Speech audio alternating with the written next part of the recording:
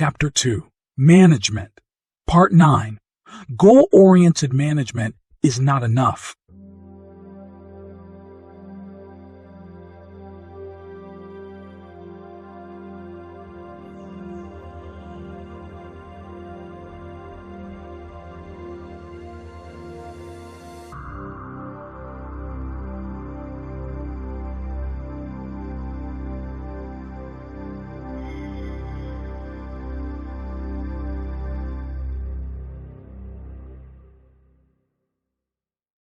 Decision-making on the spot.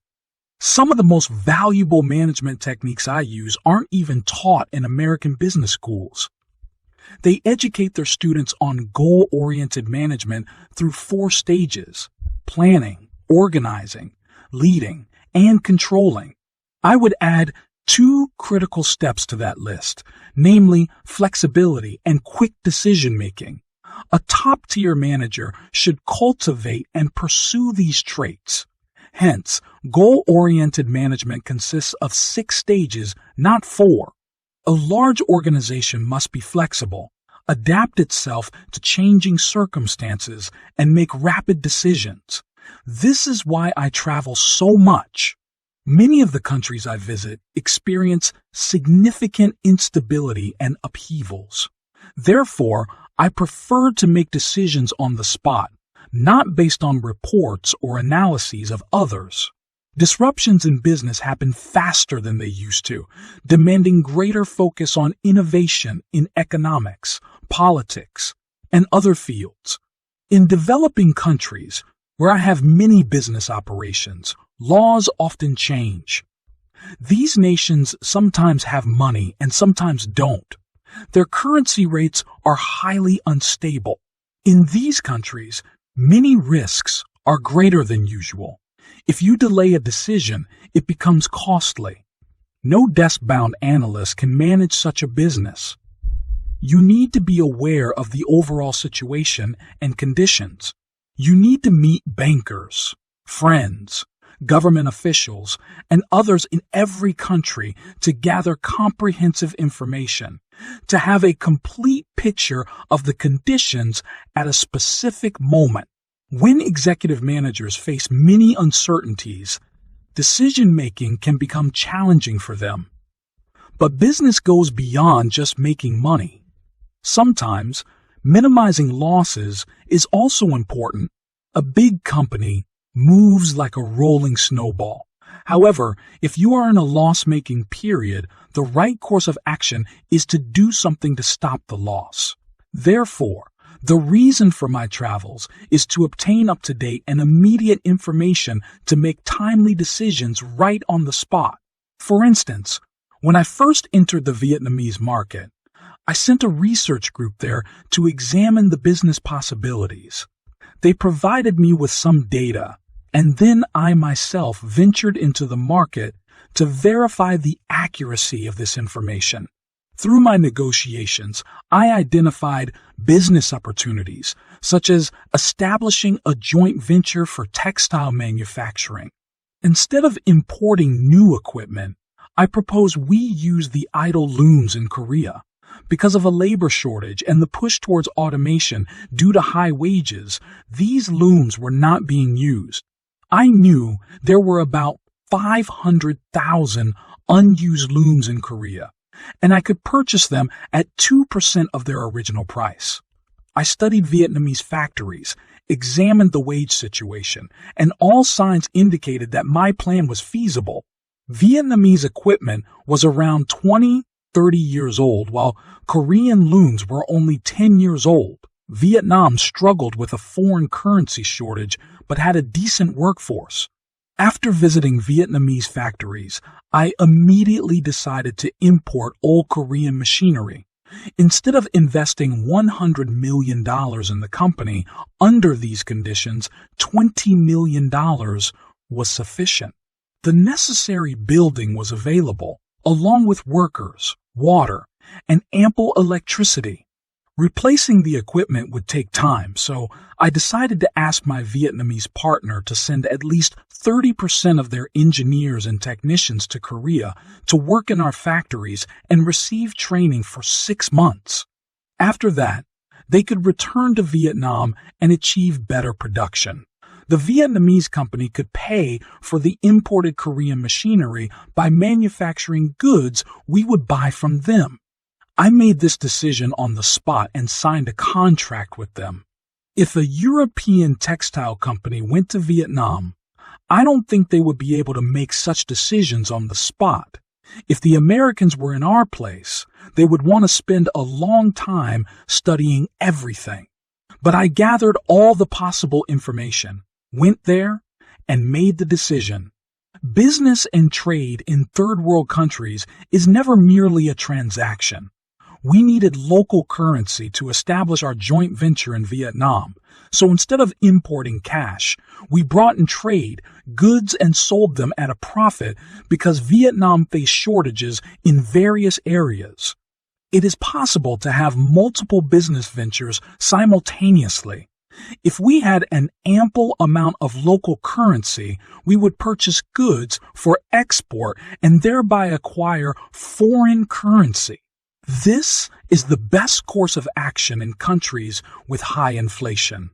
When you visit a country and evaluate all the available information, you can create other business opportunities on site.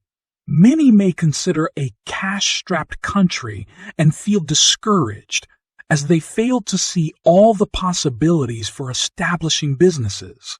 I established a joint company in Burma for the production of radios and televisions, but many did not know how to secure the necessary foreign currency for importing the required components. The demand for consumer electronics in Burma is high, and I procured a substantial amount of domestic currency. Therefore, I immediately decided to build a hotel there, which would generate a significant amount of foreign currency in the future. Additionally, I was able to purchase rice for export, obtain foreign currency, and import the necessary electronic components by utilizing the foreign exchange. Others only see the risks and do not take action, but I seek opportunities. In Eastern Europe, all countries have debt. Many business owners claim that pursuing business in these countries is futile. I visit those countries and see things differently. For example, in Yugoslavia, by purchasing wheat, we are creating other opportunities. The local interest rate for deposits is 20%, so I pay for the wheat 2 months in advance and receive a substantial discount. Then I sell that wheat in the Middle East at the international price and make a profit. I also cover the other expenses of transporting wheat through parallel transactions involving electronic goods and automobiles, resulting in additional profits. I personally engage in these specific transactions because they rely on specialized knowledge of global conditions and the ability to make quick decisions. However, the staff at Daewoo Corporation assists me and handles the subsequent follow-ups. One must quickly familiarize oneself with such markets in each country in order to engage in such business and trade. For example, Vietnam needs a significant amount of chemical fertilizer, which it naturally obtains from countries like Indonesia. The supplier sells it, and the transaction concludes. Anyone can conduct this transaction, but I don't. Instead, I approach the Russians and tell them that I need chemical fertilizer, but I won't pay for it in cash. Instead, I offer them a product they need.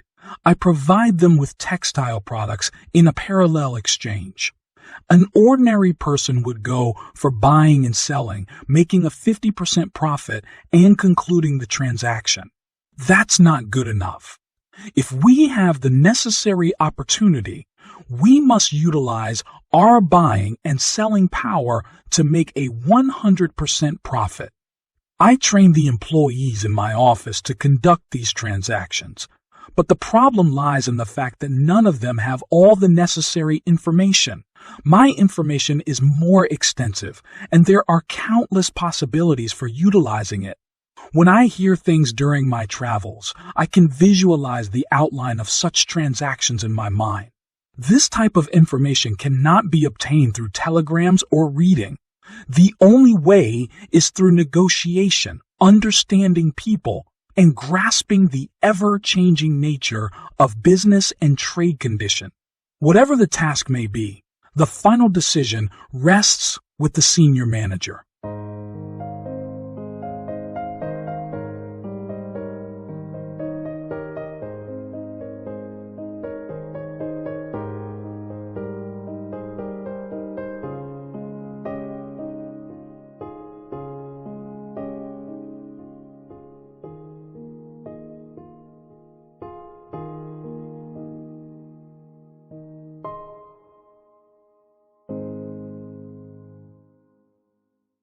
Part 10. Lesson learned for decision making.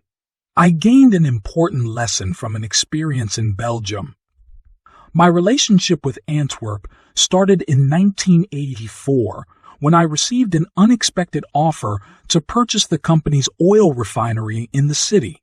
Before anything else, I instructed Daewoo's London branch manager to conduct research on the company through the London financial markets.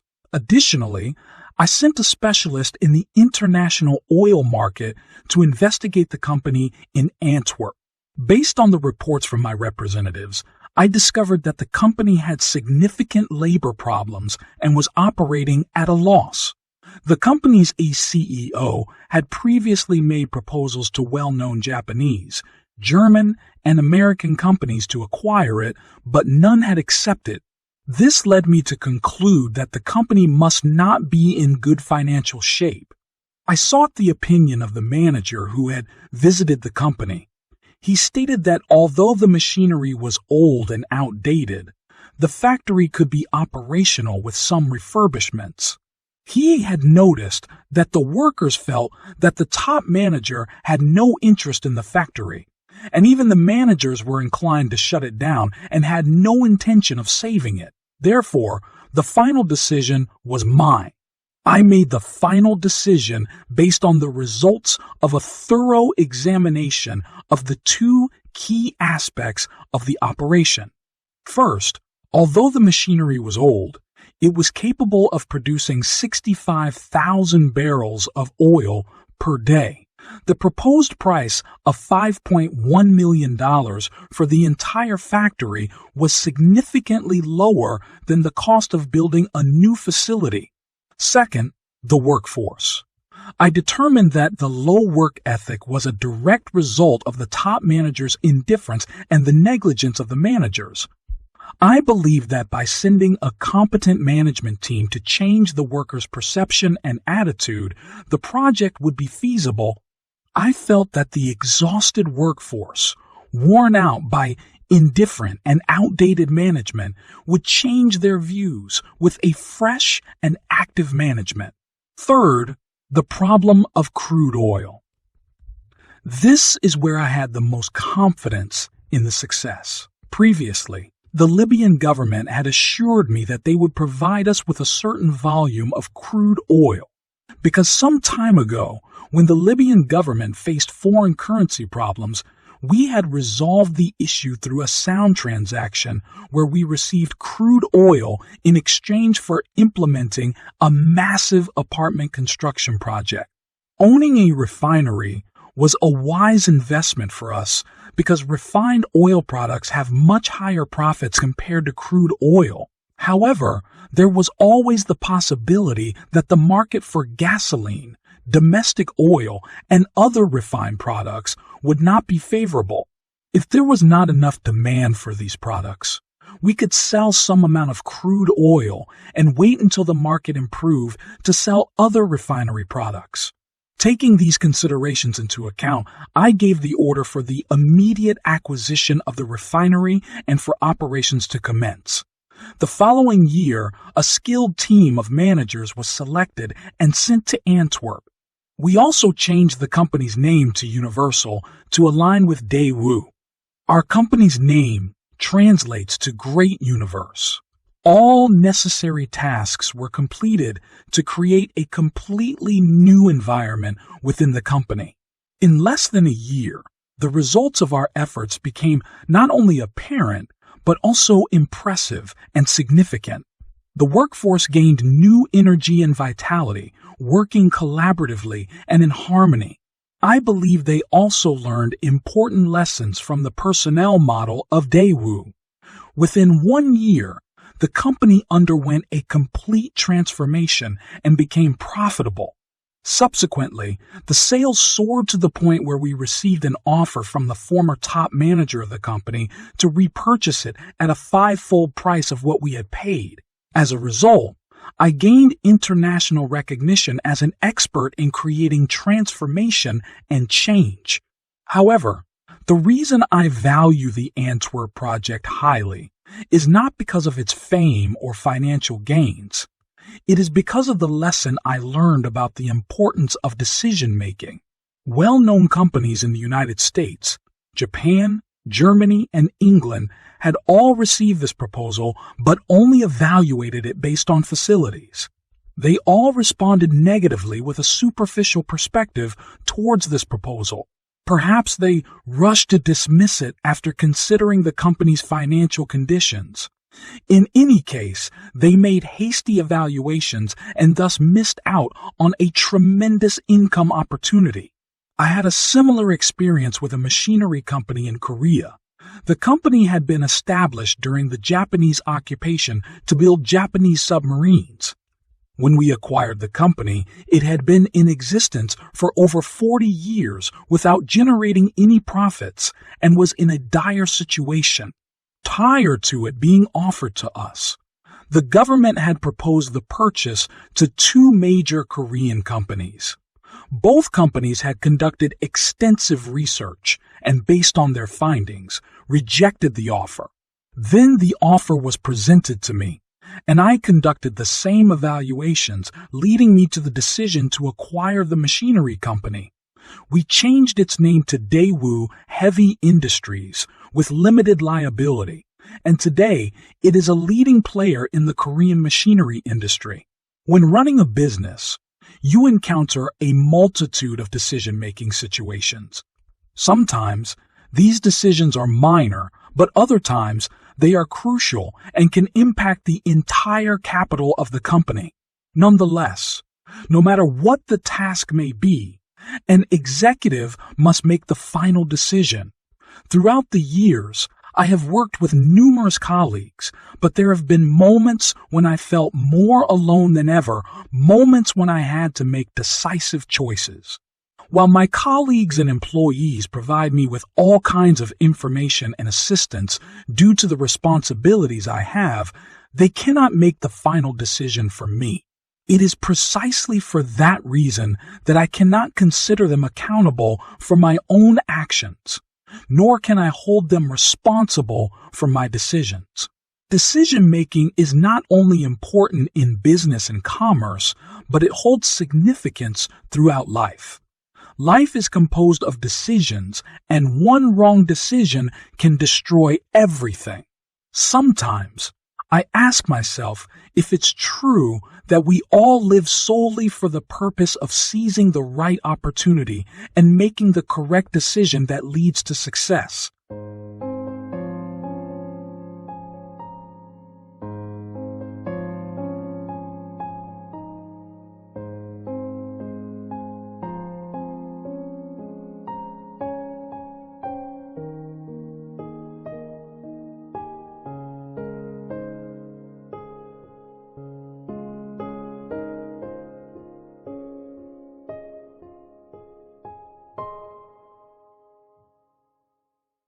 Part 11. The most challenging sale I have ever made. The most challenging sale I have ever made was the first time I encountered difficulties. It was when I came to Chicago in the early 1970s and visited the Sears Company to sell our shirts.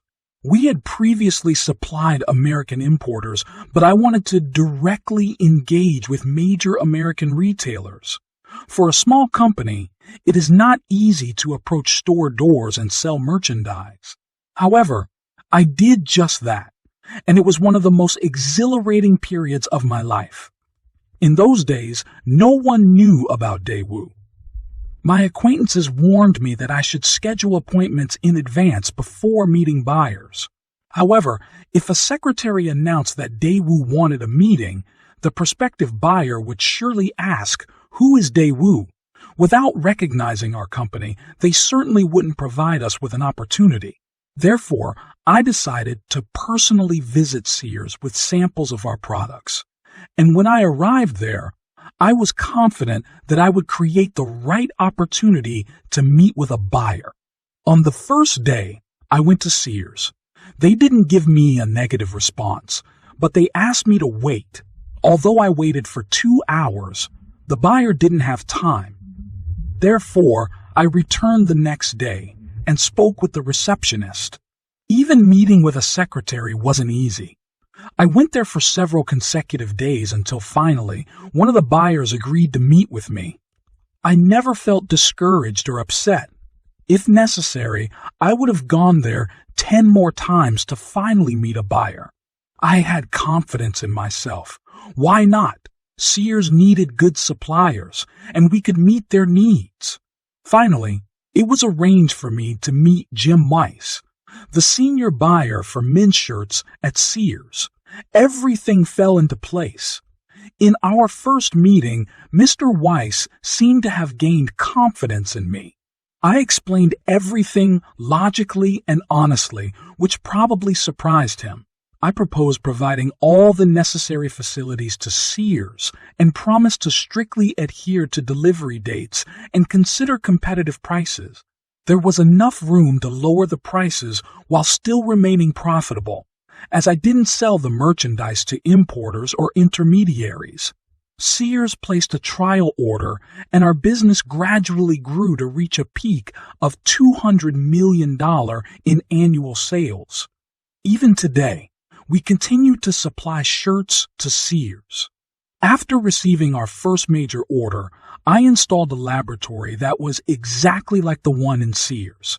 In those days, this action was considered a significant investment for us. However, it wasn't important to me because we needed to produce quality goods. We sent all the test reports of our products to Sears. Mr. Weiss and other buyers visited our factory in Korea and were pleased to see our laboratory because we followed their quality control system. Soon, shirt buyers at Sears became advocates, introducing me to other buyers for the products we manufactured. We expanded our business and sent over 100 items to Sears, including leather goods, handbags, shoes, and baseball gloves. As a small company, we took pride in supplying the needs of one of the largest retailers in the United States. Exporting became easier when we could sell to Sears. It was also easier to supply other major American retailers. When you are a fledgling company, even a small help is highly valuable. Sears helped me a lot, and I worked hard in return. Our relationship became like that of family members. Now, I do whatever I can for Sears. Recently, Korea opened its market to foreign insurance companies, and I recommended Sears to the government. Daewoo and Allstate, a subsidiary of Sears, have a joint venture for insurance. I would also like to introduce Sears, stores, and their credit cards to Korea. First, make the easy decisions. It clears the way for the more challenging ones.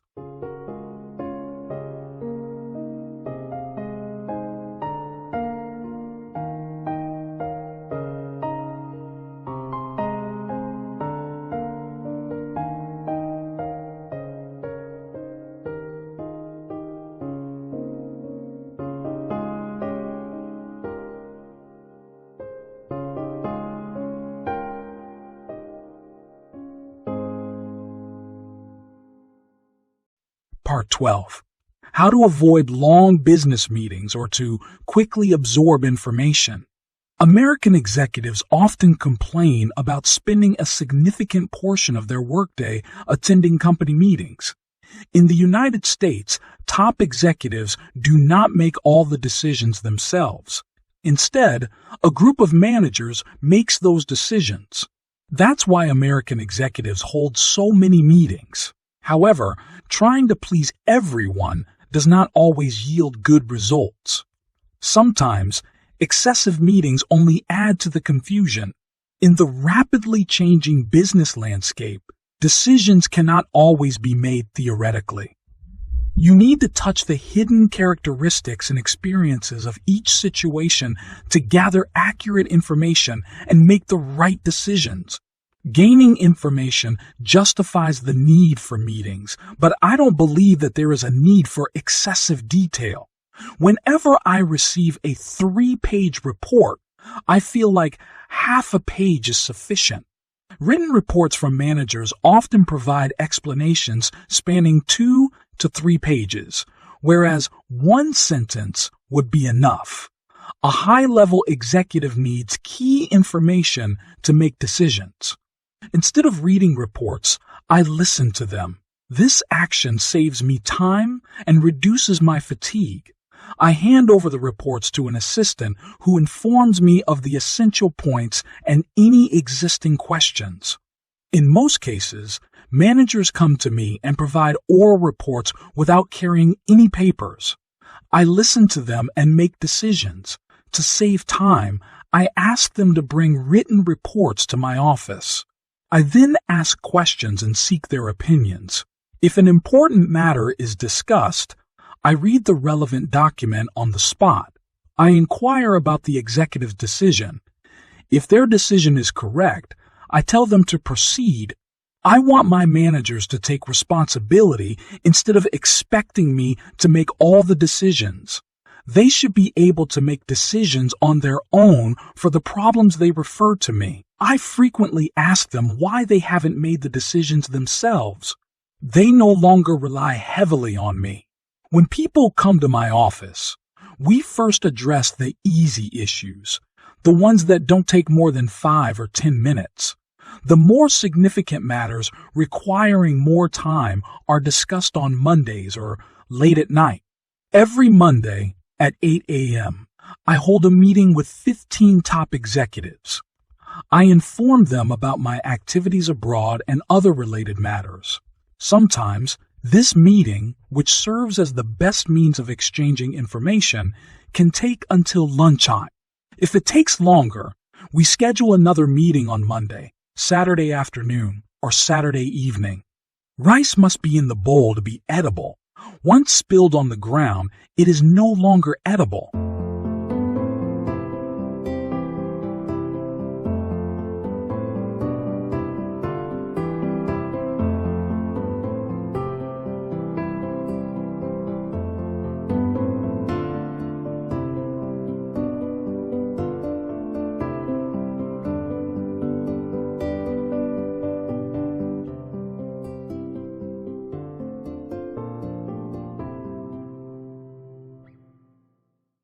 Part 13.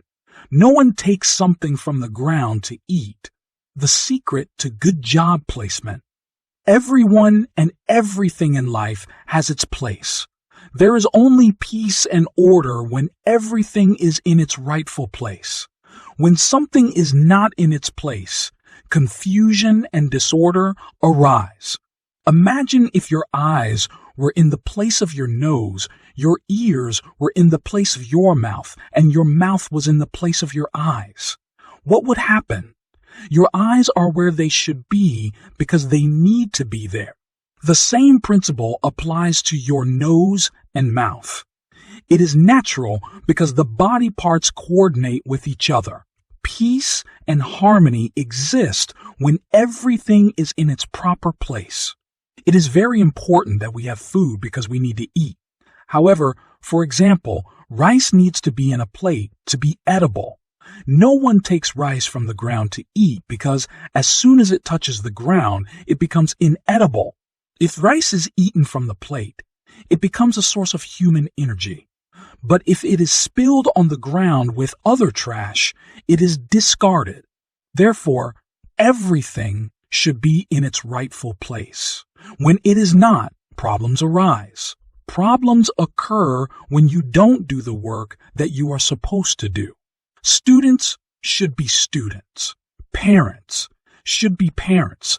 Workers should be workers. And entrepreneurs should be entrepreneurs. When they are not, social problems arise. We all need to do what we are supposed to do. If we expect rapid social balance and development, workers should not switch places with another social group. The same principle applies to students, soldiers, and parents. Our personnel policy is to appoint the right person to the right position because it is necessary for a company to be run according to its natural order.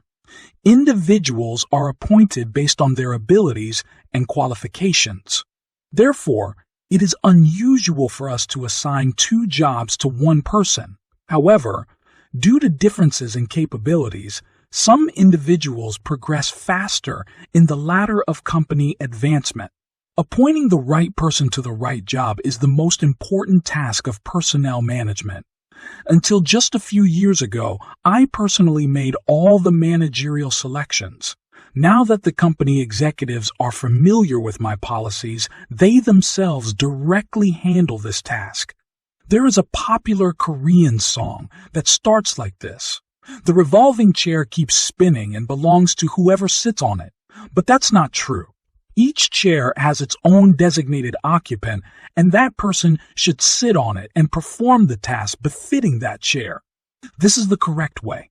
When someone who doesn't belong to a chair occupies it and fails to do the work properly, problems arise. Let's say that everyone has a suitable chair, and when individuals are in their rightful places, society functions well. Everything is calm, and everything moves according to its own routine.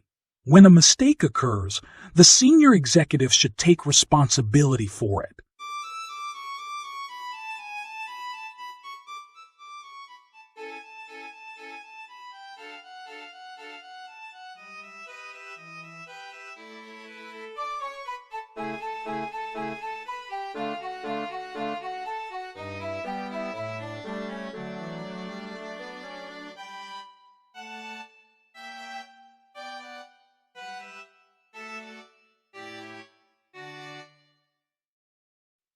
Part 14.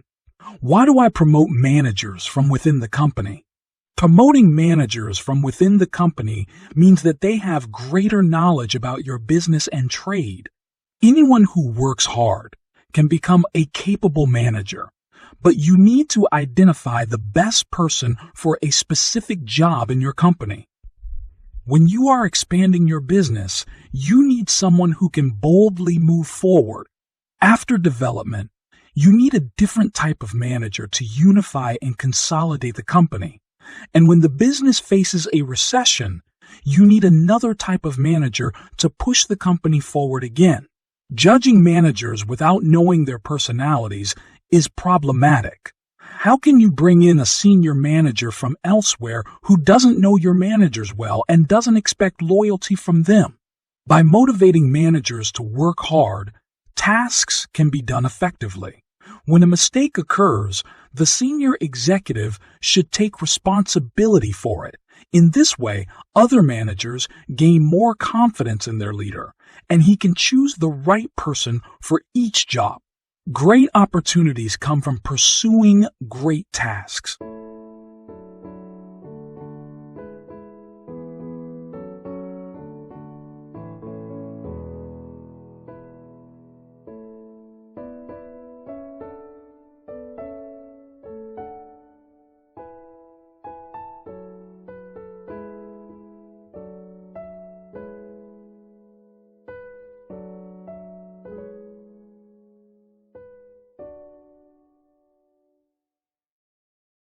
Part 15. How to find the best personal assistant in the world, or how to have the best training program. Every 3 years, I select a young man who has just graduated from university to work as my personal assistant. It is an extremely challenging job, and I choose him from among 5 candidates after numerous and intense interviews. This gives the selected person a great opportunity. Additionally, he is entrusted with critical responsibilities. My personal assistant comes to my house every morning and provides me with reports, keeps me informed about meetings and phone messages, and also finishes his work when he brings me back home in the evening. He is with me more than my own spouse. Whenever I travel, he must accompany me. You know that I am on the move for over 200 days a year, and I make no exceptions in this companionship. He does everything, from handling travel logistics to taking notes during meetings and following up on them. Of course, my assistant never takes a vacation in these 3 years because I don't take vacations myself. However, by observing and studying what I do, he learns a lot about the group, especially the work ethics of this team. The job of a personal assistant is more than just performing my essential tasks. It is about training young individuals. After 3 years of exhausting work, I offer my personal assistant 2 options, and he is free to choose whichever he likes. One option is to continue studying abroad at the company's expense, and the other is to enter directly into a managerial position. They get promoted faster than others because they have worked harder and more diligently than their peers. For example, one of my recent assistants had a doctoral degree from the Massachusetts Institute of Technology, MIT, and is now working in our automotive company. Several of my former personal assistants are currently executive deputies in subsidiary companies of Daewoo. Working with me serves as a desirable training program. Making a mistake is a great teacher, and making the same mistake twice is an extra mistake.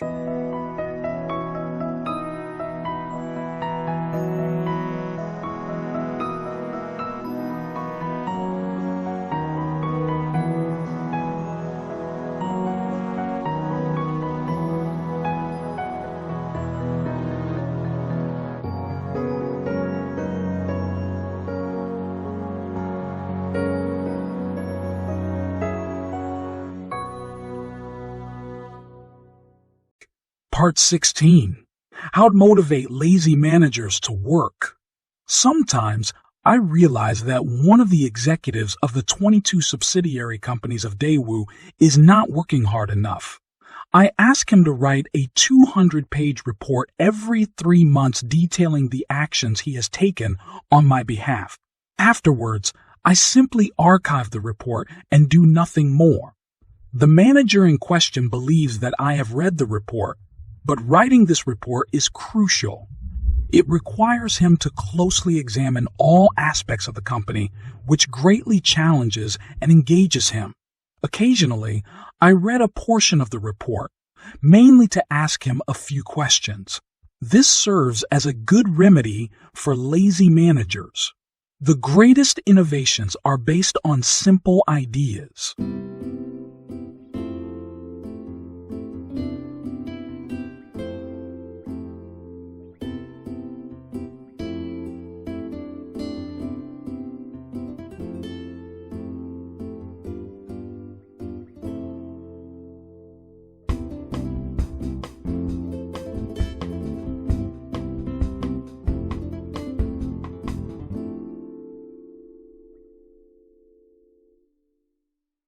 Part 17. The importance of innovation and how to implement it.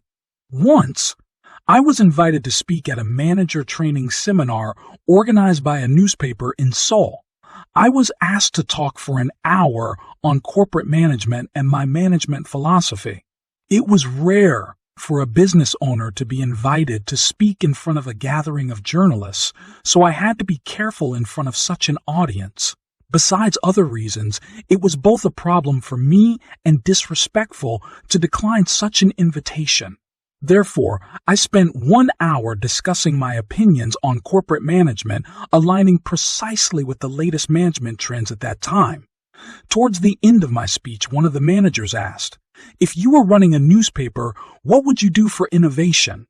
I had always been distant from the newspaper industry, and it was challenging for me to attend such a seminar and give a speech. Encountering such an unexpected question completely caught me off guard. But suddenly, I remembered a popular comic strip series that was humorous and reflected current social conditions. I personally enjoyed these stories and noticed that people first read the front page headline of the newspaper. If nothing else caught their attention, they immediately turned to the social section at the back of the newspaper, and the first thing that caught their eye was the storytelling images placed in the upper corner of the page before the final page. Advertisers always want places in the newspaper that are striking and capture the reader's attention. Therefore, advertising rates depend on areas of the newspaper that align with readers' preferences. When I read the comic strips, I thought to myself, since people's habit of reading newspapers is like this, placing an advertising ad within the comic strip naturally attracts a lot of attention. Therefore, if a story spans 5 days, and on the 6th day, instead of the comic strips, an advertising ad is placed, it will truly be successful and capture everyone's attention. If this option is not available, extending the length of the comic strips from 4 blocks to 5 and placing the ad between the 4th and 5th blocks will be very intriguing. Such a valuable space in the comic strip section will undoubtedly be desired by any business owner. So, I shared this very idea in response to the newspaper manager's question. After my speech, it didn't take long for me to realize that the comic strip section had been increased from 4 to 5 blocks, and an advertising ad was inserted within the 5th block. Innovation is a necessity in life, and it's not as difficult as you may think. It is a matter of whether you want to innovate or not that truly matters. When you closely examine truly valuable innovations, you will find that many of them are based on simple ideas that often bring significant results. Innovation also plays a vital role in corporate management. Innovation has played a prominent role in the history of humanity. It starts with the determination and will of a creative individual to break away from common reality by creating something new. I have always emphasized the importance of being creative because creative individuals shape history and drive it forward. Creating creativity begins with raising questions about the current situation. Have I made the utmost effort? Is the current condition desirable? Can we produce a better product? Is there a better way? This kind of creative curiosity stimulates you. The more you explore, the better and bigger the results will be. After graduating from university, I started working as the head of banking affairs in a new company called Hansung Industrial. The job was easy. All I had to do was deliver company documents to the bank. They would either accept the documents and refer them for approval to higher authorities or reject them and point out any issues. In such cases, the company had to make the necessary changes, and I would bring the documents back to the bank. The previous manager had a tough time and was not satisfied with the job at all. He spent most of his working hours commuting between the company and the bank. Writing and preparing the documents took a lot of time, and if they were rejected by the bank, it took even more time to prepare them again. Therefore, immediately after starting the job, I carefully examined all the work processes to discover the root of the problems. I had become a company troubleshooter. I thought the first step would be to establish a good relationship with a female employee who was in charge of document acceptance. Since I was responsible for the company's documents and needed to ensure that they were referred for approval, if there were minor issues in the documents by chance, she could address those issues herself and refer the documents to higher authorities. However, There was also job competition. Numerous companies like ours brought documents for approval to the bank, and the placement of your documents among the group of documents on her desk determined how far down the line they would be for approval. At that time, we had an inventory of Italian women's blouse fabric that had not been selling. The previous manager did not attach any importance to them and took no action regarding the fabrics, so I hit two birds with one stone. I decided to let the fabric rot in the warehouse, and the female employee in the bank might be interested in these fabrics. I thought that by selling these fabrics at a cheap price to the bank employees, not only would the company benefit, but there might be other advantages as well. Every day, the fabrics stayed in the warehouse. The company not only lost profits, but also missed out on potential benefits. The fabrics attracted a lot of attention from the female employees in the bank, and they even encouraged their friends outside the bank to buy the fabrics. They liked both the fabric itself and its price. On the other hand, we were emptying the company's warehouse. From that point on, the documents I brought to the bank were given high priority and were quickly addressed. The next issue was the problem of administrative paperwork, which consumed a significant amount of my time, and I believed it could be reduced by half. Solving this problem turned out to be easier than I thought. The documents were very limited in terms of their types, and only a few elements differed among them, such as the company name, applicant seal, recipient, and so on. Whenever I had the opportunity, I prepared the documents in advance, and the only task the company had to do was fill in the blanks for numbers and dates.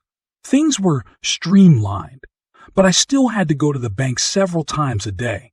Through careful examination, I realized that it was necessary to visit the bank only twice a day, once in the morning and once in the afternoon. My previous colleague hadn't paid attention to the fact that the documents submitted in the morning were approved in the afternoon, and the documents submitted in the afternoon were approved the next morning. Without knowing this process, my previous colleague spent the entire day shuttling between the bank and the company, always having a new document in hand. They only did what their predecessors or higher authorities requested, never thinking of innovating or saving time and even wearing out their shoes. I decided to align my work pattern with the bank's schedule. Just 1 month after starting the new job, I was promoted and recognized for my outstanding performance. At that time, a promotion for a new employee was considered a remarkable achievement. However, my success in my first job was solely due to my ability to identify problems and improve existing conditions. Over the years, I continued to expand my capabilities and focused on enhancing my skills in innovation, both in specific matters and overall management. I can confidently say that my ability to grow and develop within Devu is attributed to my innovative approach in addressing both minor and major issues. Always approach work and life with the mindset of an owner.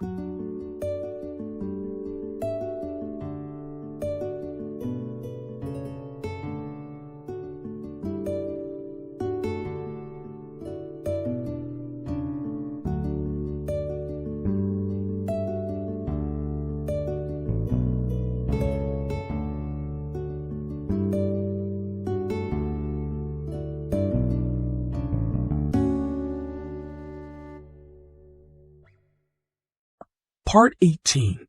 Imagine yourself as the owner of a company. Those of you who have grown up in big cities may not be familiar with a particular type of weed that grows in rice fields. You may not be aware that villagers constantly have to remove these weeds from the fields to ensure the proper growth of rice.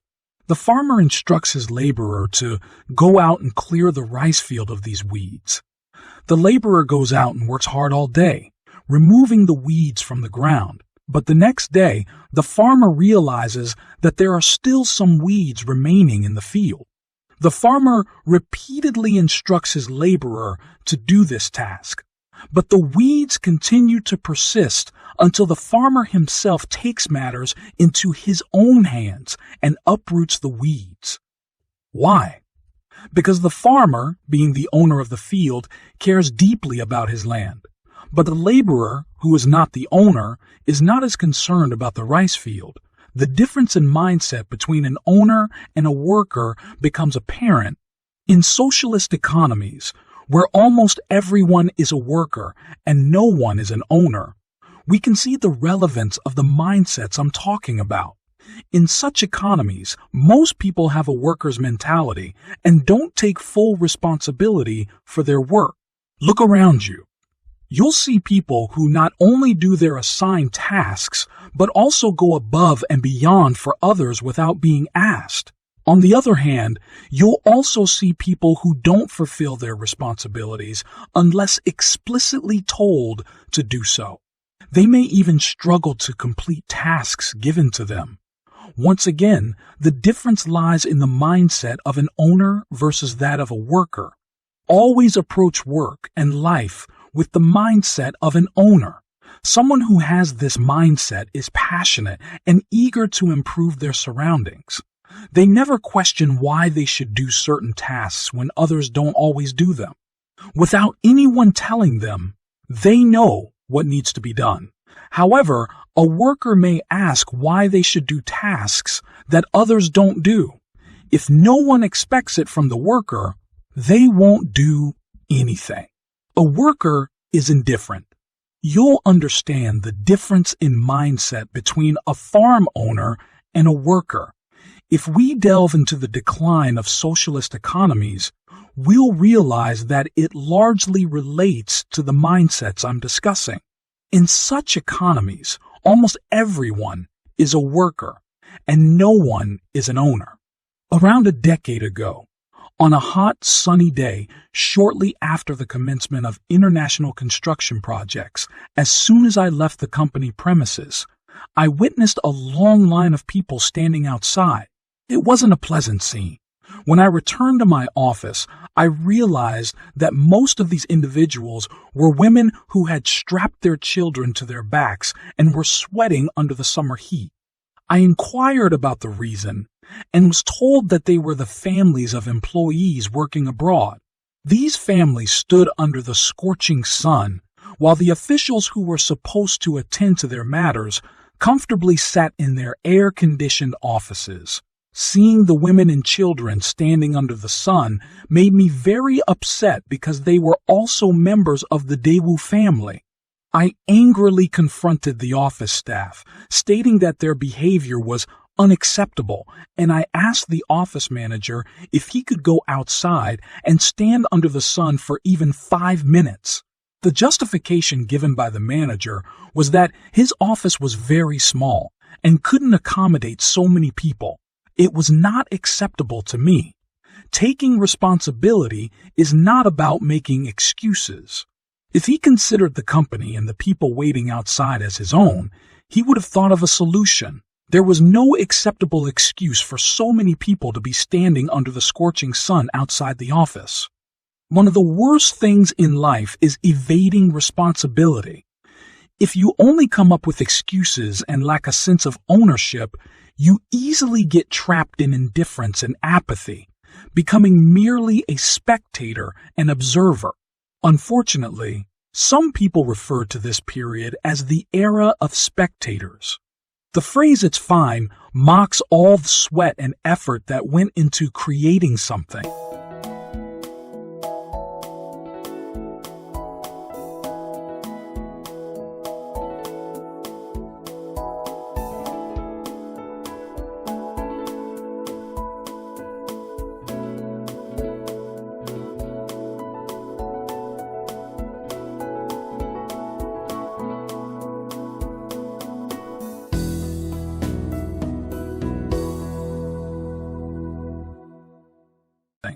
Part 19. Beware of the syndrome of acceptability. Being being acceptable on its own is never a solution. I still have recurring nightmares about the time I couldn't graduate from university. It feels like there's always something preventing me from completing my studies, and I imagine there must be a justification for why this nightmare continues to haunt me. During my final semester, instead of attending classes, I was working for a government agency. Back then, in Korea, most final year students considered themselves already graduated and did everything but attend classes. Of course, final year students, including myself, were looking for jobs. However, the mindset of it's already over was a major factor in skipping classes, an action that was expected of all final year students at the time. One of my final units was with Professor Wong Tu-chung, who now teaches at Hanyang University in Seoul.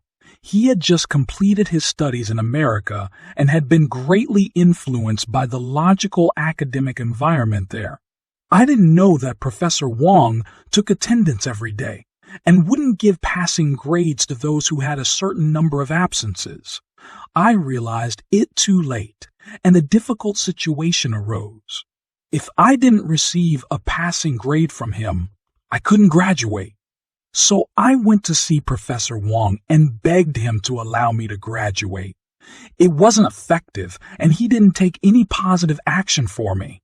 It seemed to me that he thought I was an irresponsible student.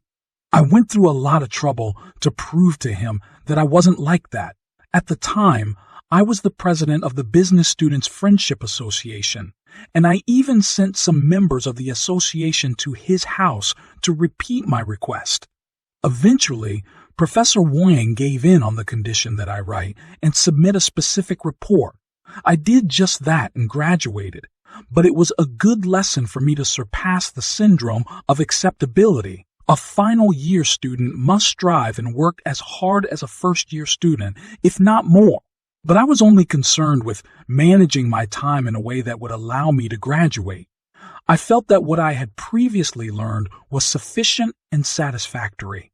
The lesson I learned from this experience still haunts me to this day.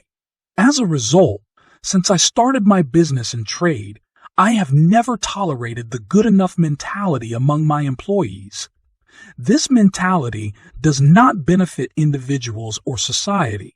Over the years, I have sold numerous products worldwide, and I have always faced recurring and troublesome issues with one specific problem: the products being compromised. Korean products have always been known for their design, quality, and price. However, the final payment for the products has always been a source of agony for me, as buyers would always find justifications to lower the price even beyond the actual value of the products. This not only prevented Korean products from being sold at their true value, but also caused me great distress as a Korean. This issue has always troubled me because the phrase good enough undermines all the effort and hard work put into creating a product. It leads to significant losses and damages for this nation. We can easily find many examples of this acceptance disease. When I founded Daewoo in 1967, almost all our export products were loaded and shipped. At that time, the transportation industry was underdeveloped, leading to intense competition in loading and shipping goods. As a result, most export companies had representatives in the port city of Busan. When the deadline for sending overseas goods approached, chaos ensued.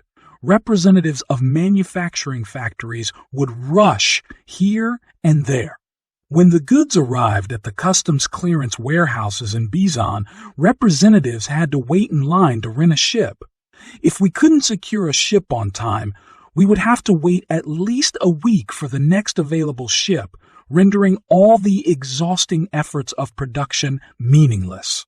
The wealth of small companies depended on securing a ship on time, putting immense pressure on their representatives at the docks.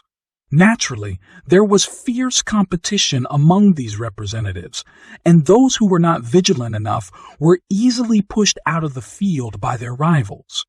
There were even cases where a company's product was loaded onto a ship, and after the representative left the dock satisfied, their product would be unloaded to make room for another company's goods. It was interesting that there were 3 types of representatives at the port. The first type of representative would ensure the arrival of their company's goods at the dock and then leave. The second type would wait until their goods were loaded onto the shipping vessel and then depart. But the third type of representative would stay at the dock until the ship departed from the port and disappeared into the horizon. Representatives of the first type often left with a sense of accomplishment.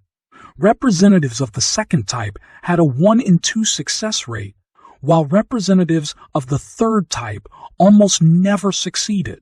Representatives of the first and second types thought they had done a good enough job, but most of their companies faced failures. I had instructed the company's representatives to stay at the dock until the ship had left the port and vanished into the sea. That marked the end of the production process. As a result, we never missed a loading at the dock, and our shipments were always made on time. It was necessary to establish a reputation where international customers could trust us to deliver goods on schedule. We had become renowned for timely deliveries at Daewoo. No matter what I do, I want to do it correctly and thoroughly. It is crucial for success. I have instilled the principle of doing things right and complete in all my employees. This principle applies not only to production, but to everything they do. Making the utmost effort until the end of a task is not only important, but necessary. This principle has become a tradition and the essence of the company's culture at Daewoo. Whenever facing a new and complex market, there is a certain way to reduce complexities. Identify the wealthiest, most land-rich, and most populous individuals in that market. Others will follow you.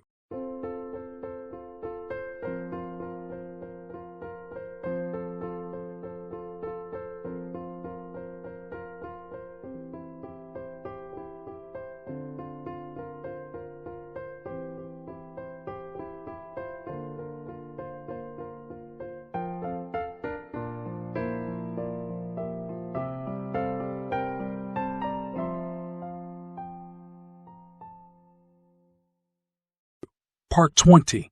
How to choose profitable new markets. During the peak of industrialization in the Middle East in the late 1970s, we decided to go to Africa instead of the Middle East because there was less competition there. Most entrepreneurs and contractors had overlooked Africa because they preferred to work in more comfortable places. The difference in business practices, international standards, and challenging living conditions in Africa were daunting for business owners compared to advanced countries like the United States and Japan. However, more challenging markets offer better opportunities for greater profits. After studying the conditions in Africa, we selected 3 markets for our operations: Sudan, which had the most land, Nigeria, which had the largest population, and Libya, which was the wealthiest. Some perceive working in these countries as a risk, but the secret to success in business in such places lies in how well you manage that risk. It's a matter of preparedness, which requires constant monitoring of new developments, and that's why I spend at least half of the year traveling abroad. By seeing, hearing, and experiencing changes firsthand, it is possible to minimize risks and maximize returns. I aspire to be a pioneer in creating new markets in Africa and similar places. In these 3 African countries we have chosen, significant problems have not yet arisen. We know the people there, and they also know that we work for their country. If we look 20 years ahead, the countries I have chosen can become major markets. The required potential talent is there. We do not only see today, but also consider the long term. In the first phase, which is the first 10 years in those countries, we have incurred minimal losses. We have developed relationships and demonstrated that we can contribute and grow our business. For example, in Sudan, in 1976, we took a long-term approach. No American or Japanese company had invested there. However, I established a tire manufacturing plant, which is still the largest industry in Sudan. The Sudanese people greatly appreciated the establishment of this factory, as it prevented foreign currency from leaving their country. Soon after, we started other businesses in Sudan. We built a hotel and an intercity road because Sudan was planning to host a summit of African leaders. I didn't expect significant profits from this venture. We worked day and night to build the hotel, and everyone saw the dedication we put into it. Sudan did not have sufficient raw materials, so we provided all of them and even purchased a significant amount of cotton from them. We built many roads in collaboration with a construction company to the extent that we were recognized as natives. We offered numerous scholarships to Sudanese people. The Sudanese know Daewoo very well. Although the government was overthrown through a coup, we didn't face any problems because the people know that we work for their country. In Libya, we faced significant challenges, but over 10 years, we had an income of almost $10 billion through trade and construction. If we deliver what a country needs and offer an unbeatable price, all the citizens of that country will appreciate us. In Nigeria, we realized that there was a lack of good maintenance and repair facilities for automobiles. Therefore, we provided facilities to offer round-the-clock services to automobiles, and quickly Daewoo cars became the market leader in Nigeria. We not only conducted business, but also helped the Korean government. Most African countries had diplomatic relations only with North Korea, but after getting acquainted with Daewoo, they normalized diplomatic relations with South Korea. Today, you can see our construction projects in Libya, Ghana, Nigeria, Cameroon, Gabon, Ivory Coast, Botswana, Angola, and in most West African countries. Construction projects usually take 2 years to complete, so housing, communication, and transportation issues are resolved first. Then our trading company starts its operations. With precise risk management, we have opened markets that have proven to be both sustainable and profitable. We don't ignore the existing risks in these markets. Rather, we choose them consciously, considering the risks involved. No one is so worthless that they cannot help others, and everyone needs help at some point. Good relationships with influential individuals are far more valuable than money because you cannot buy good relationships with money.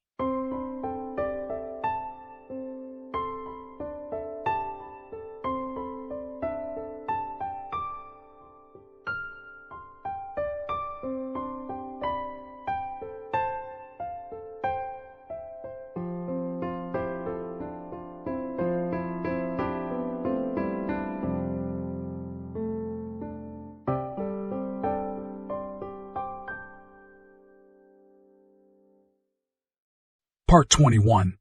A surefire way to profit, help others. On a rainy day, a stream that had overflowed carried away an ant. Fortunately, a dove flying nearby noticed the ant's plight and felt sorry for it. The dove plucked a leaf from a tree and placed it in the path of the ant, allowing it to climb onto the leaf and be saved. A few weeks later, the same dove was perched on a tree, fast asleep. A hunter approached and targeted the dove. The ant, which happened to be nearby, witnessed this scene and immediately bit the hunter's foot. Startled, the hunter let out a cry and dropped his gun to the ground. Hearing the cry, the dove woke up, flew away, and escaped unharmed. In this way, the ant repaid the dove's kindness. Everyone, at some point, needs help, and no one is so worthless that they cannot lend a hand to others. We are all interconnected and reliant on each other's assistance. In the span of a year, the tide turned. The Indonesian market for fabric reopened, and the price of fabric suddenly surged to 36 cents per meter. Our contract with Company T was still at 17 cents per meter, and legally, they could hold us to that. However, Company T offered a price of 35 cents per meter, just 1 cent below the domestic market price. So instead of selling the fabric to Company T at 17 cents per meter, we sold it to them at 35 cents per meter, earning a profit of millions of dollars in this deal. Thus, you can see that in exchange for the $30,000 we had previously assisted Company T with during their financial difficulties, we received a significant reward. Helping others always pays off. The reward may not always come directly to the kind-hearted person, but someone will benefit from that help. It is a principle in life. Helping others is helping oneself. If you only focus on your own interests and avoid helping those in need, you may succeed in the short term but suffer losses in the long run. If you only think about personal gain in human relationships, you put yourself at risk. In any endeavor, the interests of both parties must be considered. If one party demands all the benefits at the cost of destroying the other party, that relationship will not last long. At Daewoo, we always strive for our business partners to benefit as much as we do. We have consistently tried to make others understand that there is no loss in dealing with Daewoo. The same principle applies to personal relationships. If someone tries to take advantage of others, that relationship quickly deteriorates. If you want a work relationship to continue, you must consider the other person's position and job, understand their circumstances. Only then will the relationship be profitable and beneficial for both parties. Having good personal relationships can lead to success in life. Strong relationships with influential individuals are a valuable gift that is worth more than money because good relationships cannot be bought with money. However, just like they are important, human relationships can also be challenging, and this leads to another timeless principle. Good things don't come easy. One key factor in maintaining good personal relationships is mutual trust, which takes time to develop and can only be achieved through patience. Let me share another personal experience. When I founded Daewoo, I had to borrow money without having any collateral, and no one in the banks would lend a significant amount to a hopeful young stranger. There was no established trust, so twice a week, I visited the manager of one of the bank branches and tried to convince him to lend me money by explaining the details of my plans. It was the only way. However, it didn't yield much result. Sometimes, I went to his house early in the morning. On those cold winter days, I would stand outside his house shivering, waiting for him to come out and go to the bank. This continued for a year, and eventually he agreed that I was a trustworthy person. But I demonstrated great patience. We still maintain that trusting relationship.